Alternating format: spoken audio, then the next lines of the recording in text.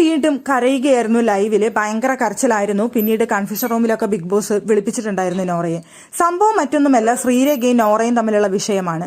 അവിടെ പവർ ടീമിലായിരുന്ന ശ്രീരേഖയുടെ അടുത്ത് ഏതു നേരം പറയാറുണ്ട് നോറ, പവർ ടീം രാജിവെക്കുക, പവർ ടീം കൊള്ളില്ല, പവർ ടീം രാജിവെക്കണം എന്ന് പറയുന്നുണ്ടായിരുന്നു. അപ്പൊ ഏതു നേരം ശ്രീരേഖ അതിന് എന്തെങ്കിലുമൊക്കെ മറുപടി പറയുമായിരുന്നു. പക്ഷെ ഇത്തവണ ശ്രീരേഖ പറഞ്ഞ മറുപടി പവർ ടീം മോശമായതുകൊണ്ടാണ് നോറയ്ക്ക് ഇരുന്ന് കരയേണ്ടി വന്നത് എന്നാണ് ചോദിച്ചത്. പക്ഷെ നോറ എപ്പോഴാണ് പവർ ടീം കാരണം കരഞ്ഞത് എന്ന് നോറയ്ക്ക് മനസ്സിലാവുന്നില്ല.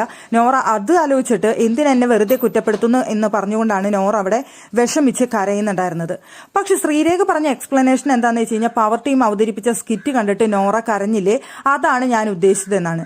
അതിന് സ്കിറ്റ് കണ്ടിട്ട് കരഞ്ഞതും പവർ ടീം നോറയെ കരയിപ്പിച്ചതും തമ്മിൽ രണ്ടും ഡിഫറന്റ് ആണ്. പവർ ടീം എന്ന് പറയുന്ന ആൾക്കാർ നോറയുടെ അടുത്ത് ഒന്നിനും ചെന്നിട്ടില്ല, ഒരു കാര്യവും പവർ ടീം അവിടെ നടപ്പിലാക്കിയിട്ടില്ല, നോറയെ കരയിപ്പിച്ചിട്ടില്ല. പിന്നെ സ്കിറ്റ് കാണിച്ചിട്ട് നോറ കരഞ്ഞില്ലേ എന്ന് ചോദിക്കുന്നത് ഏത് വിധത്തിലാണ് ശരിയാവുന്നത്? അത് തന്നെയാണ് നോറ ചോദിക്കുന്നത്. വെറുതെ എന്നെ മെന്റലി ബ്രേക്ക് ഡൗൺ ചെയ്യാനും ഇവിടെ വൈൽഡ് കാർഡ് മത്സരാർത്ഥികൾ വന്ന അന്ന് മുതൽ ഇവരെല്ലാവരും എന്നെ വീണ്ടും ടാർഗറ്റ് ചെയ്യാൻ തുടങ്ങി എന്നാണ് നോറ പറയുന്നത്.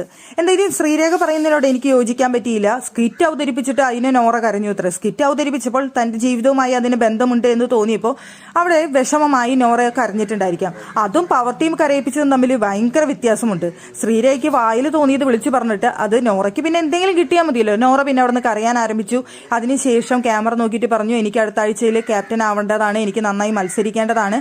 അപ്പൊ ഈ വിഷയമൊന്നും എന്റെ ഉള്ളിലേക്ക് വരരുത്, അതുകൊണ്ട് എന്നെ കൺഫ്യൂഷൻ റൂമിലേക്ക് വിളിക്കൂ ബിഗ് ബോസ് എന്ന് വിളിച്ചുകൊണ്ട് അവിടെ ബിഗ് ബോസ് കൺഫ്യൂഷൻ റൂമിലേക്ക് വിളിക്കുന്നത് നോറയെ ഉപദേശിക്കുന്നത് നമുക്ക് കാണാനായിട്ട് സാധിച്ചു. എന്തായാലും ശ്രീരേഖയ്ക്ക് ചില സമയത്ത് എന്താ പറയുന്നതെന്ന് ശ്രീരേഖയ്ക്ക് തന്നെ യാതൊരു ബോധമില്ലെന്ന് തോന്നുന്നു. അവിടെ ഒരു ബന്ധമില്ലാത്ത വിഷയം പറഞ്ഞുകൊണ്ടാണ് നോറയെ മെക്കിട്ട് കയറിയത്.